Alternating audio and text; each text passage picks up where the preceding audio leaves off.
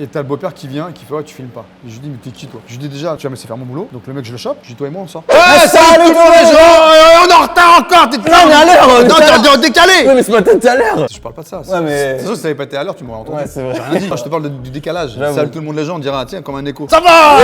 J'attendais, tu as vu je t'ai laissé là. Ça va et toi Pascal? Ça va bien. On est là pourquoi? Aujourd'hui on est là parce qu'encore une fois on lit vos commentaires. Et il y a des gens qui voulaient te poser une question sur l'émission évidemment. Encore Pascal le grand frère et ça intéresse beaucoup de monde l'émission. Énorme. La question c'était de savoir comment se passaient les castings. La vraie question c'est déjà comment postuler. C'est facile parce que dans chaque émission le numéro il y avait un liner, il y a le numéro de téléphone qui apparaissait. Alors c'était pas mon numéro hein.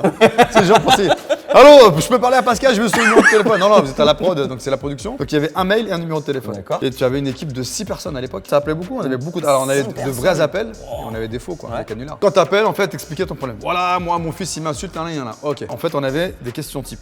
Je peux pas vous dire lesquelles. Ah non, je peux pas. Tu sais, après les gens, ils vont chercher des fausses réponses. Et parce qu'on a eu des cas qui voulaient passer avec moi, mais c'est des faux cas.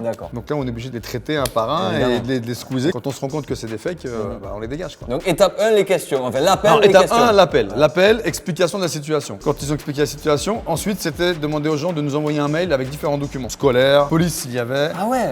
Ouais, parce qu'on voulait savoir un petit peu où vous en étiez. Des vidéos aussi, on leur demandait de filmer chez eux, leurs enfants, et ils nous envoyaient tout ça. Une fois qu'on avait tout ça, on envoyait Daniel Torres. Daniel Torres, c'était celui qui partait caster les gens avec sa petite caméra. Là, c'était même pas sûr que la famille elle passe. Ah non, du tout. Ah non, c'est parce que t'écris que t'es sélectionné. Ah non, la sélection elle est drastique. Ah, tu viens pas comme ça dans l'émission, ça va pas quoi. Genre t'écris, je suis pris, bah non. Là, t'envoies une personne, donc déjà, on envoie. Alors déjà, avant d'envoyer, on appelle l'école. Est-ce que vous connaissez cet élève-là? Comment il est? Vous êtes qui?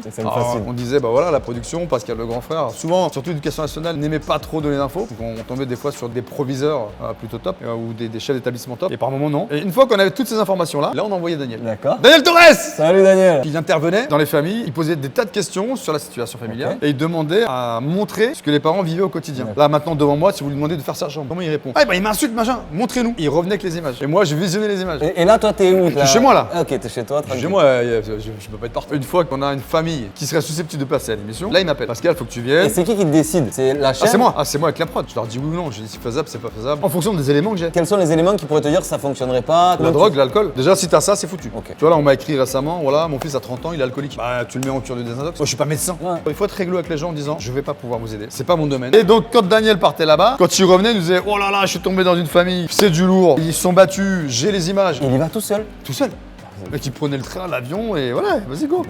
Son boulot c'était d'aller récolter le maximum d'images pour nous, tu vois. Ah ouais, maximum. Il restait 24 heures, c'est une journée. Il arrivait le matin, il partait le soir. Il fallait qu'il ait le maximum de choses en 24 heures, t'imagines le boulot? C'est énorme, franchement ça doit être un boulot. En fait ça doit être super intéressant, intriguant, mais ça doit être fou aussi quoi, parce que tu dois avoir des choses. Tu rentres pas dans l'intimité de gens comme ça, il y en a pas beaucoup qui peuvent le faire. Alors imagine tu rentres dans l'intimité des gens et tu rentres avec une caméra. Parce qu'en plus t'écris pour dire viens chez moi, il y a des problèmes. Daniel des fois il me disait, je suis rentré, la chambre était dégueulasse, ça sentait le rat crevé, le père ou le beau-père il est dans un état, faut voir le truc. Il m'a dit ça va être compliqué pour toi. Il me dit mais si t'as envie de le faire, on y va. Et toi, ensuite, là, une fois que lui te donne ses moi, je visionne. Voilà, tu visionnes. Après, avec l'équipe Sylvain Gignoux, il est là. Avec l'équipe Sylvain Gignoux et tout le monde, on met en place un travail. La problématique principale, c'est quoi? Il insulte. Ok, alors pour insulter, Pascal, tu connais, tu sais ce que tu as à faire. Je leur dis, voilà, je veux faire telle activité, on va extérioriser de telle façon, on a besoin d'un psy, il faut que je rencontre le chef d'établissement de son école. Donc, du coup, là, si tu as besoin d'un psy, il faut que vous contactiez un psy dans la zone géographique de la famille. Non, on avait un psy de l'émission. D'accord. Et pareil pour les activités? Les activités, alors là, on contacte les activités de la région. Donc là, tu as les équipes qui, ensuite, il faut que je valide, l'activité appelle dans la région. Donc à 30 bornes, c'est une machine.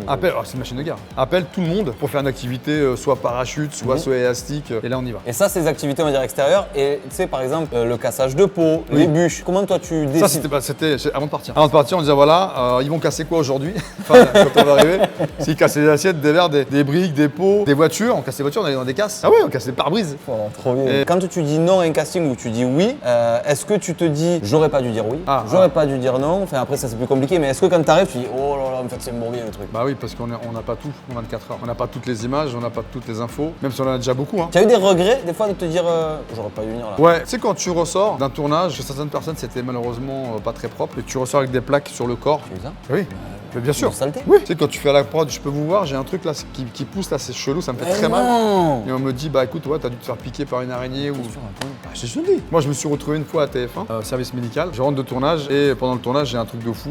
On appelle le médecin de nuit, donc SOS médecin. Donc déjà, tu payes une blinde. Le mec, il m'auscute, il fait monsieur, ce que vous avez là sur le corps, c'est pas bien. Donc antibio, machin, pendant le tournage. Hein. Mais qu'est-ce que tu dis? Donc moi, quand je suis dans le tournage, bah, je te dis la vérité. C'est un truc de ouf, ça. J'ai jamais dit ça. En fait, avec toi, je crois que je te dis tout. C'est Les gens, ils vont découvrir, je veux dire, mais c'est quoi? C'était quoi? Ça fait partie des coulisses, c'est magique. Ah oui, non, parce que des fois, on dormait dans des endroits, c'était très sale. Très sale, Parce que mais toi, vraiment. tu dormais chez la famille. Et moi, je dormais dans la chambre du gamin. Quand t'es H24 avec les gens, t'es H24 sous tension. Donc moi, quand le casting était bien fait, ça allait. Des fois, je me suis retrouvé dans des lieux magiques. Et du coup, elle la oui. morsure. Donc, ah ouais, donc j'ai un espèce de gros bouton, j'appelle la poche, je dis écoute, j'ai un truc dans le dos, ça me fait hyper mal. Et là, il fait oh là là là là là. C'était un espèce de truc dégueulasse, blanc, fluorant, quoi. Dit allez, on t'emmène chez le médecin. Donc fin de tournage, je pars, je monte à TF1, je vais au service médical, je tombe sur une infirmière, elle me dit bah le médecin n'est pas là, il faudra revenir. Et je lui dis mais attendez, je vais revenir quand? Moi j'habite à 70 bornes. Là je viens déclarer, parce qu'en fait elle voulait pas prendre ma déclaration. Elle dit non mais non c'est pas grave. Si je déclare, je fais demain, imaginez ça s'infecte. Évidemment, c'est le travail. Moi j'ai une preuve. Oui. Et c'est sur mon lieu de travail, tu vois. Ouais. Et je dis madame, je fais 10 tournages dans l'année, à l'époque de TF1, 6 pendant les tournages, voilà, je peux dormir dans des endroits un peu malsains quoi. Et elle voulait pas prendre ma déclaration, c'était comme un truc de ouf. Finalement elle l'a prise parce que je me suis énervé. C'est toi qui l'as rempli la déclaration. Je me suis énervé. Et voilà, j'ai fait un scandale. Et au final, c'est passé, tu t'es fait passé, soigner. ça s'est fait. Mais tu vois, tu dis, quand tu pars quelque part, tu reviens pas avec des. T'as pas envie de choper des trucs quoi. Toi, t'es venu chez moi. Ouais. Chez moi, c'est clean. Mais Tu évidemment. manges par terre. Mais oui. Donc des fois, t'arrives chez les gens, tu peux pas manger par terre. Déjà, tu marches, tu te fais oh là là là. Et c'est là où t'as regretté de te dire, ouais. J'ai pas regretté. Je l'ai fait parce que j'avais. Ton reste, tu aurais dû me dire que la chambre était dégueulasse. Ouais, ils me disent. Ouais, parce que j'ai les images, j'ai tout. Et puis t'as les tournages où tu te dis, ça va pas le faire. Et ça, tu t'en rends compte quand que tu te dis. T'es sur place. Tu sais, il y a des villes. On a fait la Belgique et tu vas en Belgique, t'as une ville qui s'appelle. C'est que de la misère sociale malheureusement. Il y a Charleroi aussi. Charleroi. On avait fait un MT, un concert en Belgique, et c'est vrai que c'est réputé pour être une Charleroi, c'est ville dur. très très compliquée. Ouais. C'est dur, c'est sombre. Ouais, exactement. Les bâtiments sont rouges, sombres, il fait jamais beau, On est c'est d'accord. gris. En fait, t'as l'impression qu'il y a un nuage au-dessus de cette ville, Charleroi. T'as un nuage où c'est des problèmes. Non, mais je vois très bien, j'y suis allé en plus. Et ouais, je vois, Et voilà, c'est très très voilà, dur. quand Big up s'il y a des habitants de Oui, Charleroi. alors, bon courage, les gars. attention les Belges. Moi, mon nom est d'origine flamand, faut pas l'oublier. Moi, je kiffe les Belges. Moi, vraiment, je vous adore la C'est Belgique. adorable, ils sont Mais expressifs. si je vous parle de Charleroi, vous allez me dire oui, c'est vrai, il a raison. Et du coup, à Charleroi, tu te dis. À Charleroi, déjà, tu fais ouais.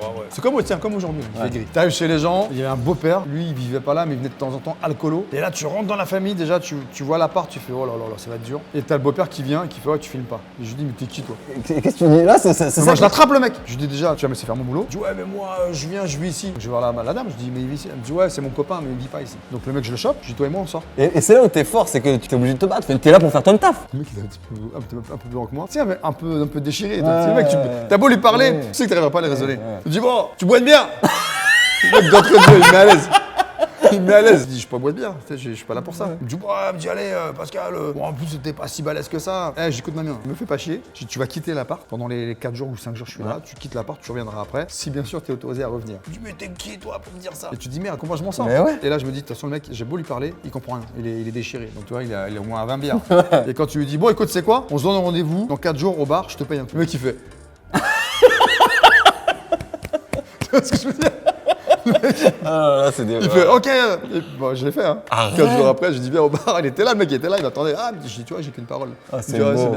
C'est énorme. Elle est marrante cette histoire. Et après, dans le casting pur aussi, on a eu des faux cas. Les gens, ils appelaient. Et tu t'en es rendu compte quand ils répondaient aux questions? Quasiment tout de suite. Sur la question, tu te rends compte que c'est fake. C'est pas au vieux stage qu'on apprend à faire la grimace. Ah, Attends, si voilà. ça fait des années que tu fais ça. C'est ça. Et quand t'as des jeunes qui appellent, qui font ouais, Pascal, ma mère c'est une grosse pute, machin. On avait des messages sur le répondeur. Parce que tu sais, des fois ils appelaient oui, c'est trop en dehors bien, des ça, horaires. ouais. Quand on écoute les répondeurs le matin. Ça devait être des barres. Tu te dis mais non. Donc tu supprimais, tu dis ça c'est pas possible, ça c'est pas possible. Et tu te dis ah tiens là il y a peut-être un truc, tu vois. Donc et voilà, la sélection elle se fait comme ça. Le casting il était ouf. Et franchement les équipes là, bravo parce que on est toujours tombé sur des familles qui avaient envie d'avancer, de réussir. C'était un boulot de dingue. Je te dis, il y avait 5-6 personnes. À plein temps. Il y avait chargé de prod, il y avait 1, 2, 3, 4 nanas pour le téléphone, plus des stagiaires. Okay. Tu connais, t'es stagiaire, donc gratuit quoi. Ça, on connaît, on est tous passés par là dans les médias. Il y avait Sylvain Gignoux, des fois les caméramans venaient, les ingé sons on les voyait jamais. Ok. Et ça c'était vraiment, pour expliquer un peu aux copains qui connaissent pas les fonctionnements d'une émission de télé, c'était au sein d'une boîte de prod. Alors c'était au sein des locaux de Julien Courbet. Il avait sa société avant qui s'appelait Quai Sud, qu'il a vendue à TF1. Et ensuite sa société s'appelle La Concepteria. Et à l'époque il tournait Marc Emmanuel, tous ensemble. C'était un carton. Il y avait mon émission. Voilà, donc c'était les 2 émissions phares de sa prod. Et c'était eux qui faisaient tout le casting. La chaîne n'avait pas à intervenir, c'est là où je voulais. Ils faisaient tout. C'est Julien Courbet avec Quai Sud qui gérait tout le Et ils casting. arrivaient, ils présentaient, on va dire, un épisode fini. Alors, on les rassurait quand même TF1, il fallait aller les voir. On leur dit voilà, écoutez, on a trouvé, c'est comme Énergie 12. Stéphane Joffre, big up à Stéphane Joffre. Salut. Quand je lui ai présenté la première fois une émission, je dis les choses ou pas? Vas-y. Je peux, c'est pas méchant, c'est la vérité. Bah, Stéphane, il a l'habitude de donner des notes. On fait un casting, on trouve 2 familles. Une famille de sœurs et une famille avec 3 frères. Et je dis, il faut partir sur les 3 frères. Les sœurs, ça va être trop tranquille. Stéphane Joffre, il dit non, c'est lui qui choisit. Donc tu dis, mais à quel moment il choisit? Il me dit non, vous partez sur les 2 sœurs, les 3 frères, je les sens pas. Les mecs savent pas parler. On part sur le casting. Premier jour où j'arrive, les filles elles pleurent. Oh, parce que d'accord, par contre, on arrête. Et voilà, donc l'émission elle est morte. Bah y a rien, elle me donne rien. Je vois ce que tu veux dire. Si t'as pas un minimum de résistance, réponse, tu vois, ouais, voilà, résistance. de répondant. Et on revient avec l'émission, on lui montre, il regarde, et je le vois, il est pas bien. Dis ton émission, 2 sur 20. Et là, je pète un câble. C'est vous qui m'avez envoyé au casse-pipe. Je lui dis, Stéphane, laissez-moi faire mon job, faites le vôtre. Je vous ai dit, il fallait prendre les 3 frères. En plus, le plus jeune, il est papa. Et il habite chez ses parents, enfin chez sa mère, qui l'insulte, machin, et il s'embrouille avec ses frères. Je dis là, on avait une émission de ouf. Une histoire. Je lui dis donc, c'est vous qui avez décidé, je te jure, véridique. Il est derrière son bureau, Patron d'énergie news. il est assis sur le bureau, je suis là. Puis il fait, comment ça, c'est moi qui ai choisi l'émission? Et moi, je te jure, véridique, je suis comme ça. Julien Courbet, il est là. Je le regarde, je dis, vous pensez m'impressionner? Je vous ai dit qu'il y a une erreur de casting. Et la preuve, c'est que vous me mettez 2 sur 20. J'ai dit, 12, vous me notez comme ça, on n'est pas à l'école. Je dis, alors dans ce cas, je te donne une dernière chance. Partez sur les 3 frères, que l'émission soit bonne. Je dis, Stéphane, faites votre travail, laissez-moi faire le mien. Je dis, je vous ramène un truc de folie. On part. Et au final Franchement, aujourd'hui, ils sont top en plus. Ils sont top. Le jeune, il a changé, il est papa, voilà. On revient. On arrive avec le DVD. On regarde l'émission. Toi, tu sais que tu as une bonne projet. Mais moi, je sais. Ouais, c'est ça qu'on aime. Je dis, avec tout ce que j'ai, je dis, regarde, je dis, forcément, la note, elle va monter. Il est à côté de moi comme ça, et puis je le vois, il est un petit peu ému, puis il a une petite larme, machin, là. Je lui dis, ouais, c'est gagné. Et là, il me regarde, il me fait, Pascal, 22 sur 20.